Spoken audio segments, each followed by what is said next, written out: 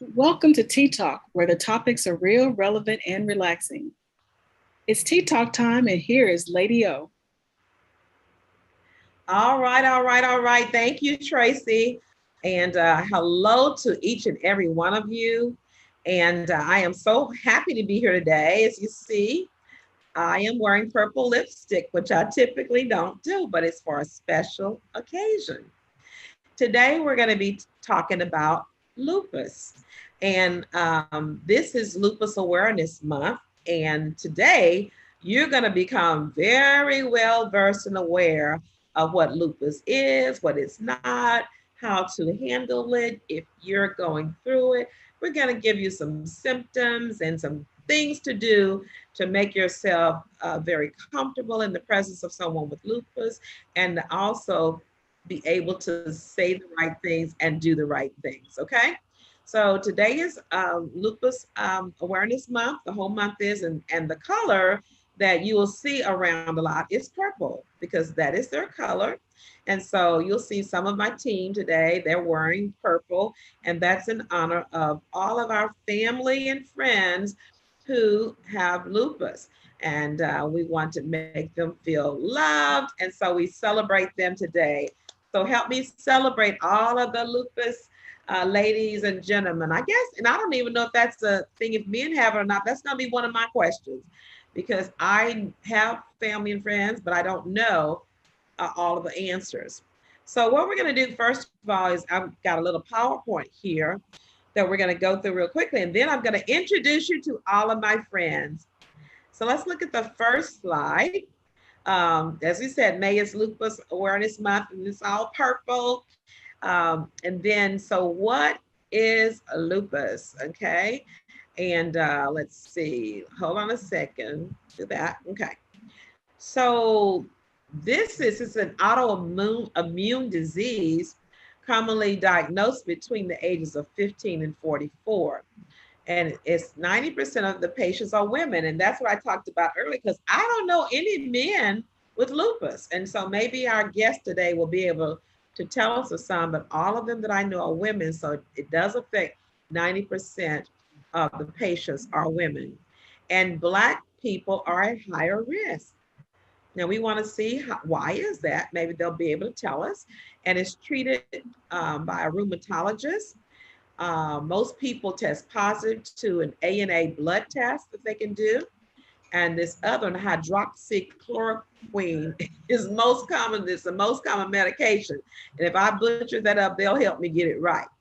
But the thing about lupus is that it can affect many parts of your body. And on the slide before, it had some of those particular places that we can go back. Just okay, yeah. So it can affect your skin, your heart, your kidneys, your blood, your muscles, your joints, many different places it can affect. And so we'll let them tell us about how that happens and maybe how it affects them. Okay, next slide, please. Some facts about lupus. Okay, lupus is a chronic autoimmune disease that can damage any part of the body. While anyone can be diagnosed with lupus, 90% of the people are diseases are women, and we said that before. Lupus symptoms can range from mild to life-threatening and should be treated by a doctor. So if you have it, don't try to treat yourself. Go to the doctor and get properly cared for. Women of color are 2 to 3 times more likely to be diagnosed, we said that before, and have worse symptoms. We get it. I tell you, us Black women, we just can't get a break, can we? Okay. On an average, it takes nearly 6 years for people with lupus to be diagnosed. And that's a long, long time. If you need more information after this show, just make sure you look up lupus.org slash Heartland, and you can get more information because we just have an hour show. But without further ado, I want to introduce you to our friends today, some marvelous women who are living with lupus, and they're looking beautiful, but they can tell you all the ins and outs. And I'm going to bring on the first one is my daughter. I'm gonna say daughter is my sister-in-law, and I call her sister in love, and Gwen. And I know as long as I've known Gwen, she's married to my brother. she's had lupus, but we never really talked about it. So Gwen, come on, welcome and tell us about lupus, your first experience with lupus. Um, my first experience was at the age of 15, and it took a year before they realized that I had lupus. So I was tested in and out the hospital for a whole year, and I was diagnosed at age 16. And so I've been living with it for 35 years now. Wow, you look Yeah, beautiful. thank Yes, you you. do. And so as far as lupus, it has affected me. I lost a lot of my hair. It grew back. I've had a kidney transplant, and I've had both of my shoulders, both of my hips, and my right knee replaced. So the joints are because of I was on such a high dose of prednisone. So that's what tore up my joints. But my doctor did tell me once I was diagnosed that they were probably going to tear up every joint in my body, but they were going to save my life. So I'm glad that I was able to, get my life saved, because back then they didn't know much about lupus. So it was good to know that she was fighting for my life. And yes, men can get it. Men are more prone to get it also. Okay, wow. Well, I didn't know it was that young when that you've been dealing with it that long, but from what I'm hearing, what you're saying is very important to listen to your body and go get medical help. And so Yes, because you went to get medical help, you were properly diagnosed. And I imagine that's why you've been able to do so well too, because you got a good doctor who right. wants to save your life. Mm-hmm. Yeah. Yes. So, okay, well, great. Well, don't go away. We got other questions for you. But welcome Okay. to Be Talk, and thank you for sharing. Thank you for being here. And we are celebrating you today. Thank you. Let's go to D next. D, hi, come on, talk to us. Say hello to Tea Talk women here. Hey, Miss And uh-oh, you're breaking up. Tab-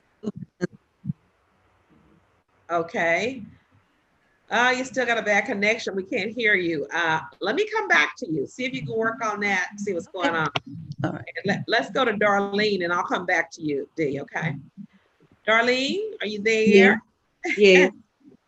Hey, well, tell us about lupus. Oh, well, I don't have lupus. I'm Jocelyn's cousin, so I'm here to support her. Oh, let's give it Yes. up. Okay. I'm going to come back to you in a minute talking about support system, because that is really, really key too. All Amen. right, Yes, it is. so Jocelyn, let's talk to you. You got a support system. Can you get the mic off of mute? There you go. Yes, yes. Okay. Yes, thank God for my support system, my mom, my brothers, my whole family, my cousin Dolly, my niece Janelle. Just thank God for that. Um, and I'm kind of like a newbie to lupus. I got diagnosed uh, at age 41. And just like Sister Gwen said, it takes them time to find out what's the problem, because they thought I had rheumatoid arthritis. And so they were treating me for arthritis for maybe about 6 or 7 months. And so not knowing with all that time, it's damaging my kidneys. But, just as you said, most doctors uh, don't even know what it is or how to treat you. And so it's just almost like wasting time. You're wasting time.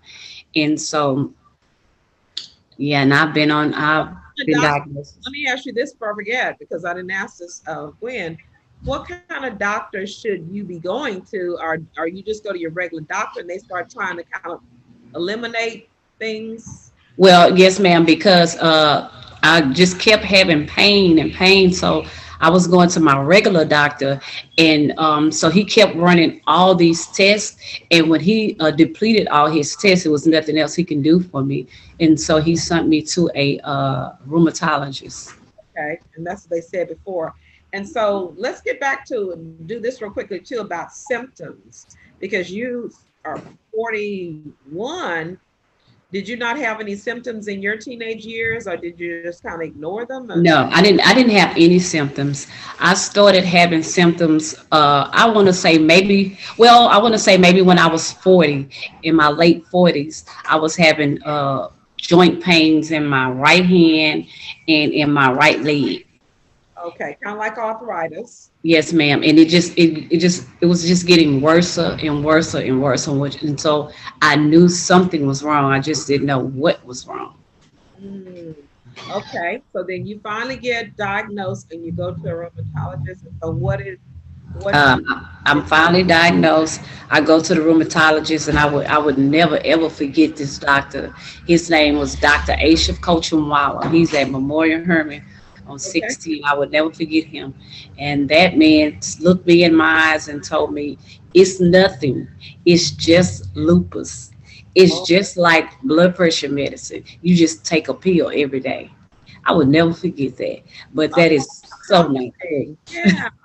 I know That you've is been so scared to not true. death, and for him to say it's just lupus, I It's mean, that kind of just calms lupus. fear down, anxiety Yes. there. Oh, Yeah, that's what he told me. But, I had to find out on my own, and I did. And so I just had a rough journey. It's been very rough, to where I also have kidney failure. I just um, was diagnosed with kidney failure last year. And so now it's been a year that I have to take dialysis. And so I am waiting on a kidney. Um, but I haven't had just really, really just bad episodes like some lupus warriors that I know, but I've been through some things. 4 years ago, or 3 years ago, I just recently started back walking because I went into the hospital with a lupus flare up. So my side was just aching real bad, and then I walked in, but then I didn't come out to 3 months later, and so I had to learn how to walk again. I mean, I couldn't do anything, and so I'm just really kind of getting my walking and regimen and everything back. right. Well, you said a word there that I have heard several lupus survivors, warriors say a flare up because it can just you be going well and something just flares up the next day. Do you find Yes. that to be the case? Yes, ma'am. And it's so often, and that's why, just like you said, it's so important for you to have family and friends that really understand, because this disease is you it's so unpredictable. I can wake up in the morning and I can feel just fine, but by noonday I can just be sick as a dog. And some people would tend to say that she just want attention, and it's not that at all. I'm glad you said that because I know one of the things that we have experienced with African American women that they say that they don't get the care they need from doctors because they think you're just faking, you're wanting attention. Oh, suck it up. You ladies know how to take pain or whatever.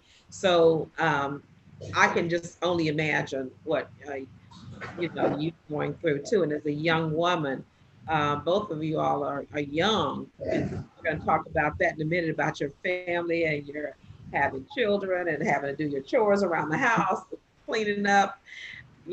So be thinking about something because you're going to be encouraging somebody else. Because I know that this particular disease can be very um, disappointing and unpredictable, sometimes even depressing. So Mhm. talk about that too, because you want to encourage somebody else. Because if you're on that kind of roller coaster that's so serious, I'm sure sometimes you might get a little bit down, and that Uh, support system is yeah, I do. I have my days. Everybody look at me and they think I'm always so happy and jolly and cheerful. But I have my days. I have those days where I'm always asking, God, why me? Why me? And then so I just surround myself with a lot of positive people that can pour into me, when I'm weak and when I need help. And like I say, my family, that's my biggest supporter, especially my mom, and even in her sickness, just is my biggest supporter. And I always have people that I can talk to, and that will make me laugh and will make me cheer up. We will ponder on the things that I used to do. And so it just brings joy. So I try to just do a lot of things that will keep me from being depressed, and that will just keep my mindset right, because it is definitely a mindset thing. And especially when I go into the dialysis unit, I go Monday, Wednesdays, and Fridays. That's so depressing, just to know that I have to take these hours out of my life just to continue to live. continue to live. Well, we're going to be praying for you. Are you on the kidney transplant list? I Yes, know ma'am. Gwen was on there. Gwen, uh, tell us about your trip, your journey with kidney transplant, because I know you eventually were able to get one.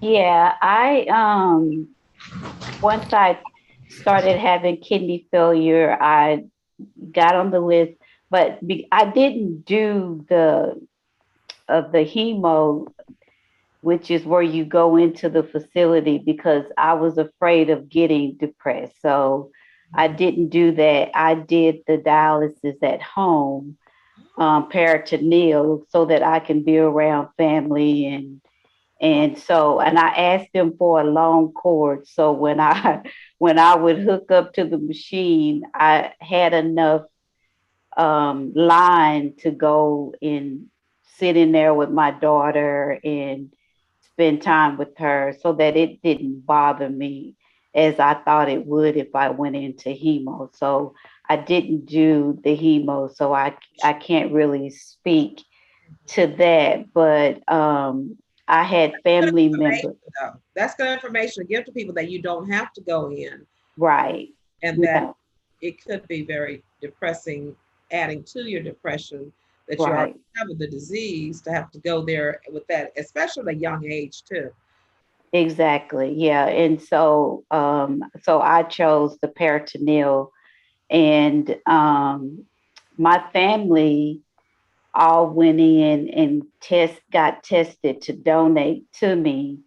And my mom was originally wanting to do it, but they sent her through a lot of things to where she just didn't donate. But I ended up getting a donation from my second cousin, which they told me that it probably wouldn't work because of the fact that we were second cousins. But my God, he can work things out. So Oh, she went in, and she was a perfect match. wow.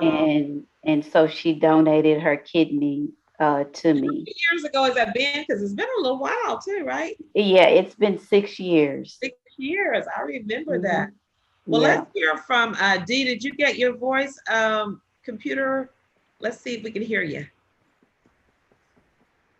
Better. Able to- Not yet. You may have to go on your phone to do it. If what is happening is, or either get closer to your internet. You have to get closer to your internet, because you start a sound and then you cut off. You can try it one more time and see. Is that right, y'all? Am I telling it right? Yes. Can you hear me? I can hear you. Go ahead. Um, No, it's not going to work. Okay, somebody try to help Dee coax her through getting everything ready, maybe on the phone and just having the voice, because I do want to hear your story, Dee. Okay, so Johnny, can you come on now? Or Hi. you are that beautiful hat and all that hair. Tell us your story, Johnny. Well, I'm a supporter as well. My auntie is Jocelyn. Okay. And yeah, I'm just here supporting her. So she got a whole village come to support her, huh? Now, y'all say one more time. Let's see. Do I have another person who is, um, dealing with the lupus? I want to get them on first. If not, then I'm gonna go to my supporters. Y'all help me because I don't know who's who. Is there anybody else on this except for D? Is D a supporter or a warrior? She's a warrior. Okay. You want to get your phone and just, Tisha, can you just talk to her how to dial in? And then if she turns her volume off, we can hear her sound through her phone. She just can't have them both on. But we'll come back. Okay, now, so tell me about the support group. What do you all do and how has it been to be, when you first, well, start off like this, when you first found out that your loved one or your friend had lupus, what did you think? What were your questions? What were your fears?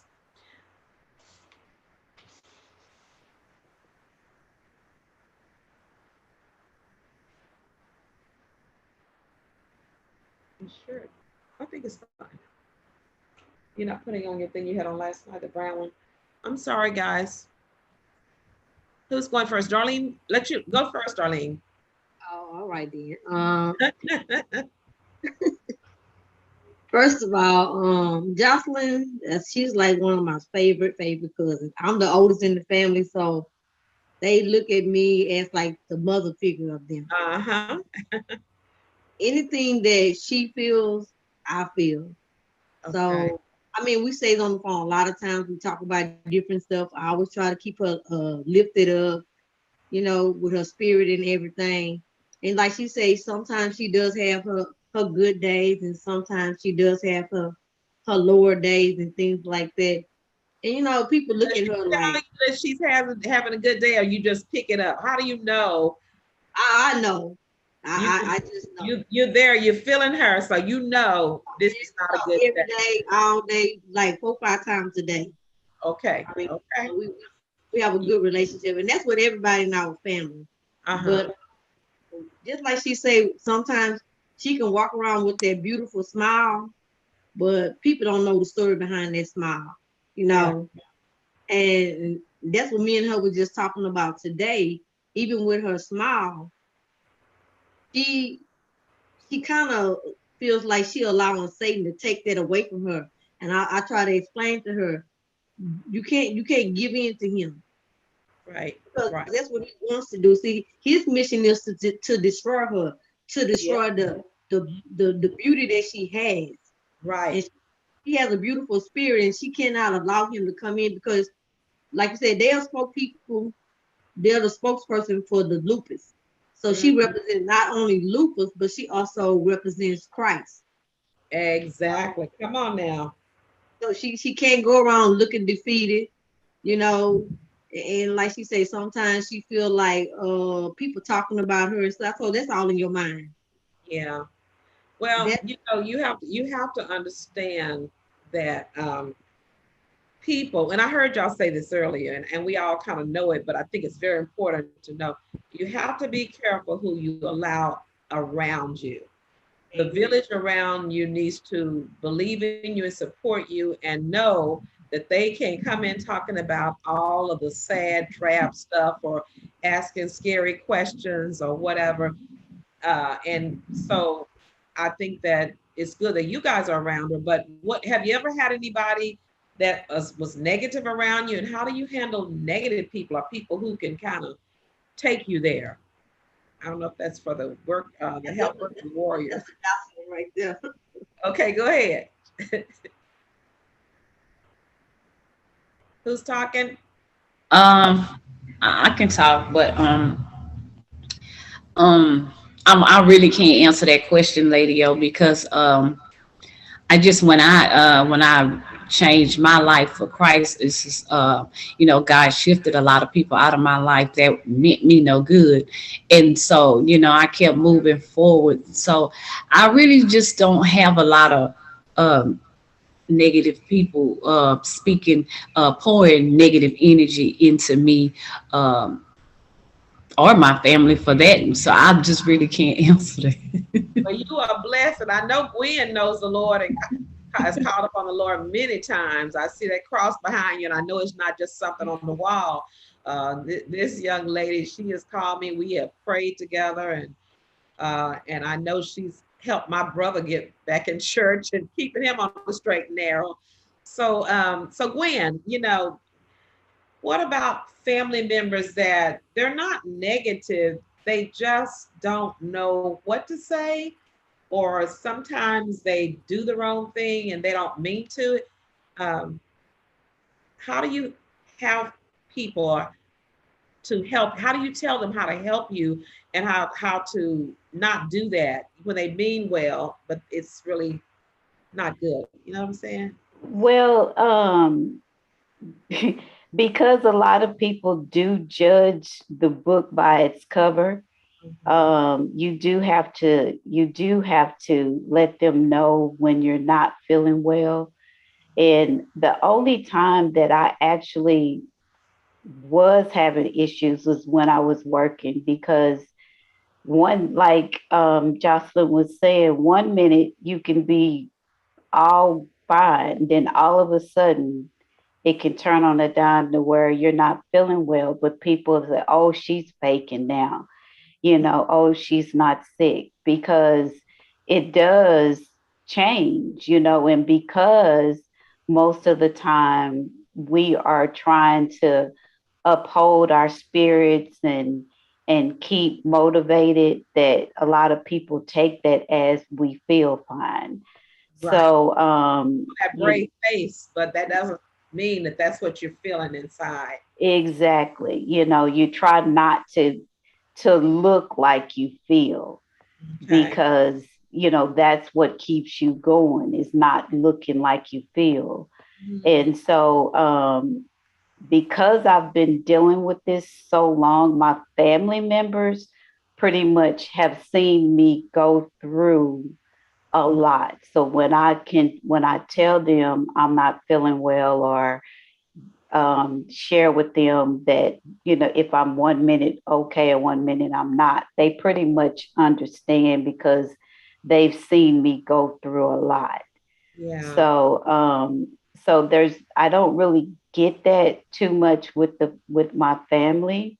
If I say I'm not well, they kick it into gear. They don't want me overdoing myself. So most of the time I was having problems with work. And So, so, yeah, tell me about that. So, if you have lupus, does that mean you can't work anymore, or you have to be on disability? Tell me about the how do you work with lupus? well, I mean, you can work, you just have to find work where people do understand if you have to be off, you can be off, which, is hard depending on what type of work you do. I'm on disability, but I actually do work.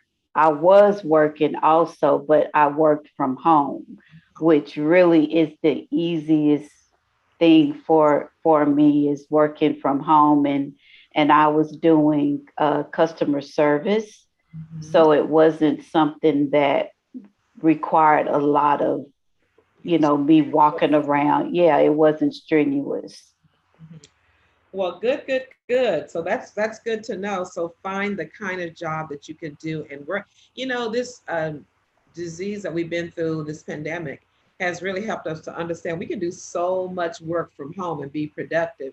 And like I said, when you're at home, if you need to sit down or lay down or whatever, you can kind of still do your work and pace yourself. So I think that's a good note to see.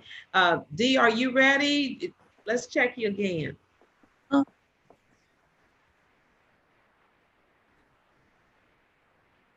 You got your mic muted now.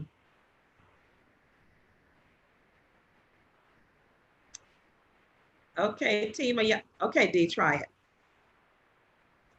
No. D, I gotta hear your story. You got to get on the telephone. Y'all help D get on the telephone because I gotta hear her story. It's not working on the computer for some reason. And sometimes it'll snap out of it. Sometimes it's just not gonna work. So somebody who knows about computers or whatever, get her on another way. Johnny, did you have something you wanted to say about working and caring for people, friends, family and friends with lupus? Well, I just recently my auntie had a walk, and we walked about, well, you could do 1, 2, or 3 miles, and I actually did two. Me and Okay. my we came and supported my auntie, and we walked 2 miles with her. So that's like is it like a fundraiser, a walk for lupus or something like that? Yes, ma'am, it was. Oh, that's a lot of fun. And so that's one of the things, that you can do when you're asking, what can I do? I don't have any family or friends who have lupus, but there are lots of walks. And that's one of the ways that I found out about, I was reminded of lupus this month because Shelly, who's an avid walker, she was telling me that they were doing a walk for lupus, and so I said, "Oh, we gotta have a show. We gotta get on and get people informed and do our awareness." So this is a part that I'm doing, making everybody aware and being able to share the information out there. And so maybe you can walk. You can't walk. Maybe you can donate. Is there a lupus foundation or something that you all give, or does anybody know the link or the name of the foundation? Yeah, it's just the Lupus Foundation of America, and they do have a website. Okay. Okay. Hmm. I imagine if they just Google Lupus Foundation, it'll come up. So Right. be a great thing to give to, and the fact that it affects so many African American women. Like I said, we already have so many strikes against us. This will be a great way to support our women. So, are there any triggers for lupus that you know you're doing good and certain things? Do you learn that there's something that you shouldn't do? Um, Maybe like not get enough rest, and you might have it may trigger an episode, or is it just unpredictable completely?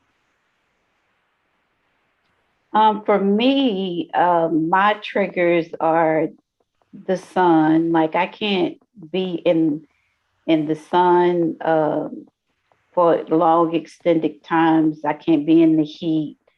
Those kind of things are what trigger mine. So I try to make sure that I'm limiting my time in the sun and also wearing sunscreen.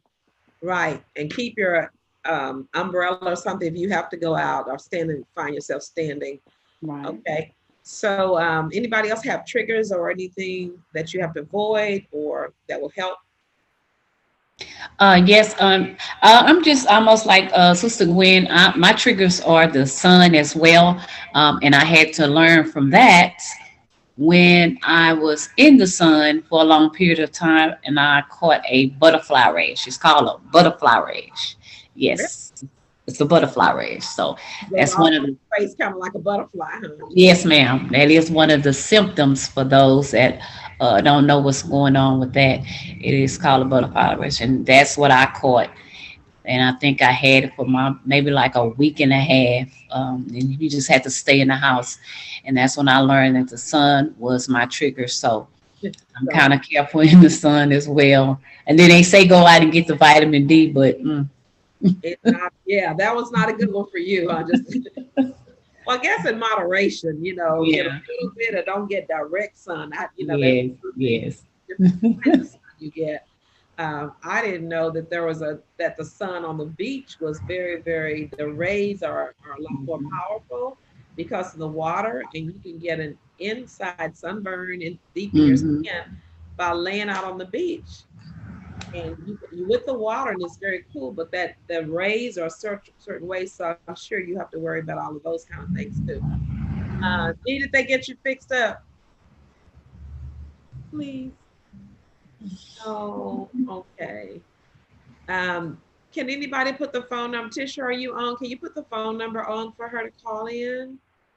Because I know there is a call-in number. I just don't know it. Yeah, it's in the chat. It's in the chat. Okay.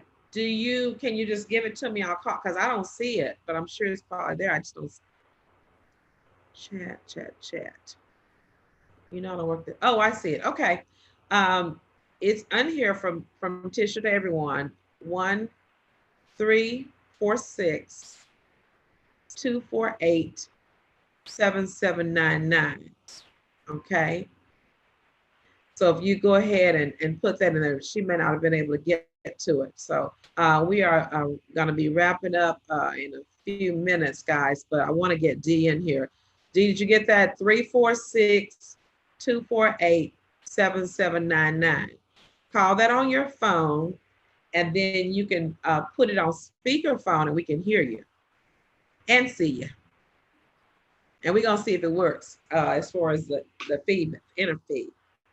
Now, for all of my team, I know you guys had some questions. You all want to come on and say hello and ask your question.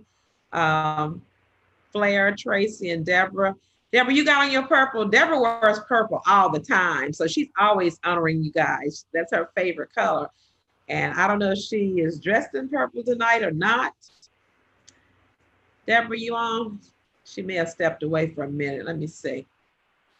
There she, look at her. Look at her. Got her walls painted purple.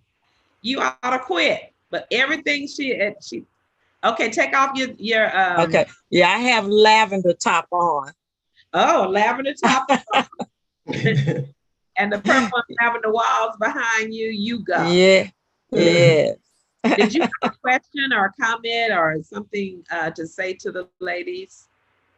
No, I just have a special place in my heart for women who have lupus because I have a real good friend that she probably was in her 30s and found out that she has lupus. And if she's had one thing wrong, she's had 99. You know, she's been in the hospital a lot. So, you know, I really, sympathize and empathize with. Yeah, and I know there's a lot can go. And she got a kidney and then the kidney, failed. Yeah. So now she's back on dialysis. So, happy for you, Gwen. Well, and someone said it earlier that these are warriors, and that's what I look at them as, because you're right. There seems like there's always something that kind of flares up, from nowhere, but there are good times. And I just watching Gwen and dealing with her children and my brother, and when they come down here for Thanksgiving and things like that, there are some happy times.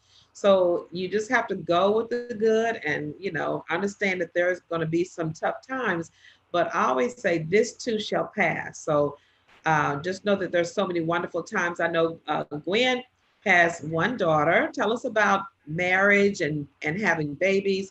Dee, did you tell me when your phone is on? Dee, you just start talking when your phone is on, because I don't know when you're ready. Okay, Gwen, go ahead and tell us about marriage. And when you were with lupus, did you ever think, oh, I may not get married, or I may not have children? What were your fears about becoming an adult woman? I didn't think I would get married. I definitely didn't think that. I knew that I wanted kids, but they told me that I wouldn't be able to have kids because of the fact that the medication that I was on, it wouldn't be good to have children, and I couldn't come off the medication. But I did ended up getting pregnant, and my doctor was not happy. I think he was more afraid because I had been seeing him since I was 18. So when he found out that I was pregnant, he was like, if you do this again, I won't be able to see you again. So I think he was more afraid for me than, being mean. So But I ended up getting pregnant, and the whole pregnancy, it was tough. I was, having some hard times to where even they thought that she would have Down syndrome. And so I had to go through the amniocentesis where they stick the needle in your stomach. And so they pulled me in the room and they were like, if this it comes out to be that she has Down syndrome, would you want to terminate? And I was like, no. If she does have Down syndrome, I'm still gonna love her the same. So they really wanted me to terminate pregnancy, but I was determined. I came off my medication and I just fought through it. And I ended up having a healthy baby girl. She gave me a hard time, but she came out, she came out healthy and Cute as a button, and she just graduated college, and so yeah, I mean, a normal little girl, and all yeah, her little ways as a teenager. yes, she is. She's a healthy girl, and Right. I stay on her to stay up with her doctor because lupus is hereditary. So I want to make sure that if she has symptoms, if something is going on, that she's staying on top of it. But so far, she is not having any complications. Praise the Lord. And that was going to be Hmm. my last question was, is it hereditary? Because I didn't know the answer to that. So it is hereditary. Yes. But you don't know that you're passing it until the child is far along and you have to do the amniocentesis to find that out. Right, right. Right, good. Anybody else want to share a DJ? Whenever you're ready, D, you just start talking because I'm going to stop whenever you start that I can hear you. Are you speaking in your cell phone? Okay. So you know what the problem is with you then? The problem is your speaker is not on because if you can hear yourself, we still can't hear you, but we can see you. So tell you what we're gonna do now. Can one of the other ladies give her your number, Tisha, or somebody let her call and be on your speakerphone? Because her speaker is not working.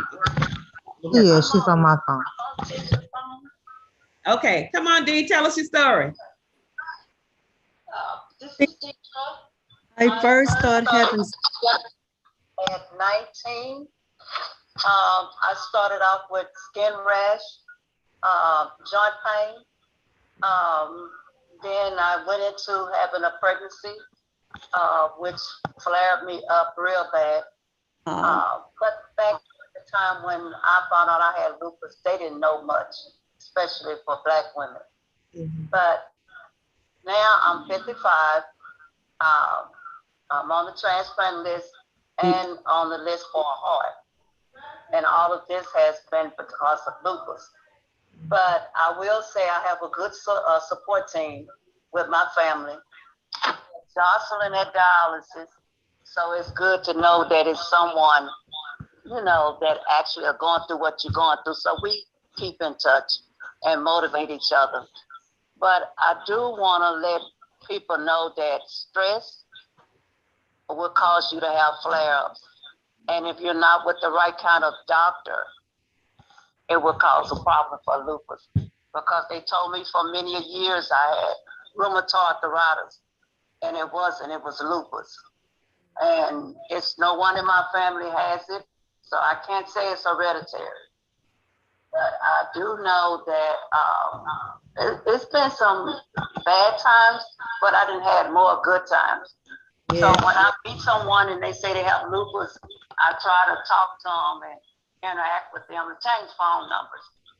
But the main important thing is you have a skin problem, joint pain, hair falling off. As a female, I would ask for you to please try to ask them to check for lupus. Because a lot of times we go years and years and we don't know, what we have. But that's good information. For the most part, people see me, I try to just let them see me being happy, but every day is not happy days. But you gotta kind of motivate yourself. Yeah. But it's just You pray know, about it and get your when, support group. right. When you said that, I thought about Yolanda Adams, that encourage yourself in the Lord. And one of the things that I have heard from all of you here, that you all you have the Lord in your life, you have a prayer life, and you have to encourage yourself in the Lord. And that gives you the strength to be able to go through what you're going through, because we know it's not hard. And Dee, you just mentioned something I wanted to ask you about. You said support groups. Are there support groups that you all are, or do you create your own, or are there official support groups that you can join? Group that you can join. Now, I have thought about it, started one, and it's like every time I start, I end up having some issues in the hospital. But it is something that I want to start, and like on my side of town in the area I'm in. And so I'm probably going to get with Jocelyn and maybe, find out some things. But yeah, they have support groups you can go to. Good, good, good. And so do you check with your doctor, or are you checking with the Lupus Foundation, or how do you find out about groups? With the Lupus Foundation on their website. Okay. And some hospitals are offering too, if you ask them. Mm-hmm. Well, y'all have been giving some really great information, and I guess there's so many more things probably people have questions, but I'm hearing you all say, go to the Lupus Foundation, the website, and you can find out a lot of information there. Ask for help, and ask for help from the appropriate people that know how to help you, that are professionals, and don't sit at home and go, woe is me, and miss out on the wonderful days. Because that song that says, I've had some good days and I've had some bad days and I've had some hills to climb, but my good days outweigh my bad days, so I won't complain. So I think that's what I've heard from you guys, is that you may feel like that. You don't look like what you feel like. So you encourage yourself and understand that on the good days, I'm gonna jump in and enjoy those. And on the difficult days, I'm gonna ride it through and pray and encourage myself that this too shall pass.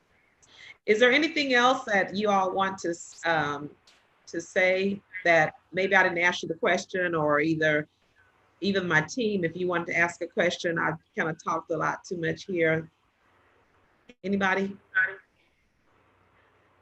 Okay, very good. So here are some ways we found that you can support. And I love the purple and the butterflies. And I think Shelly, I want to thank Shelly for that, and Tisha, whichever one of y'all did it, but thank y'all.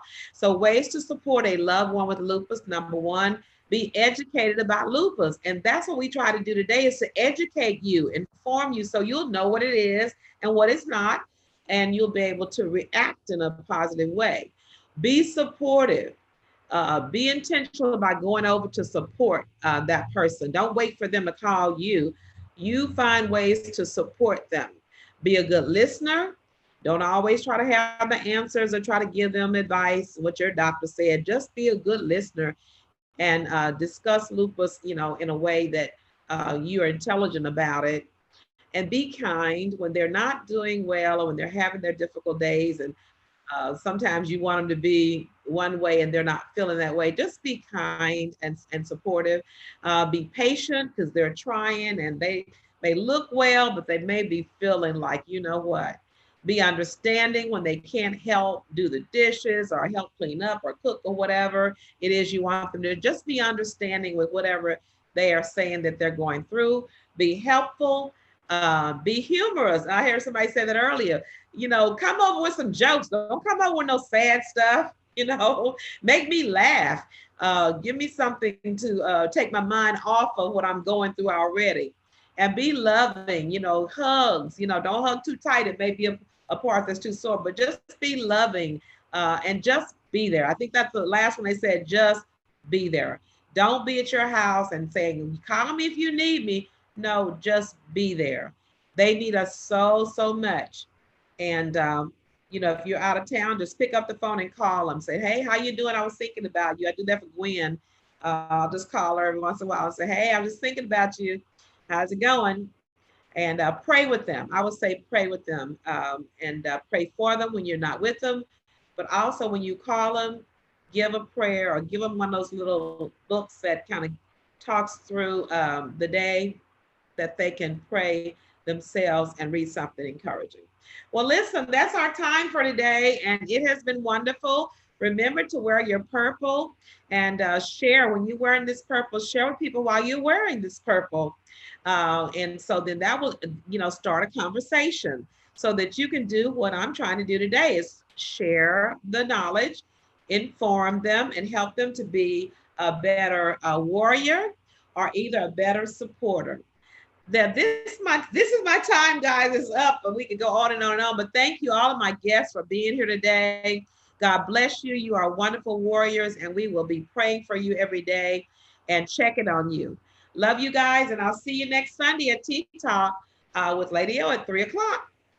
Bye bye for Thank now. you. Bye bye. Thank y'all for coming.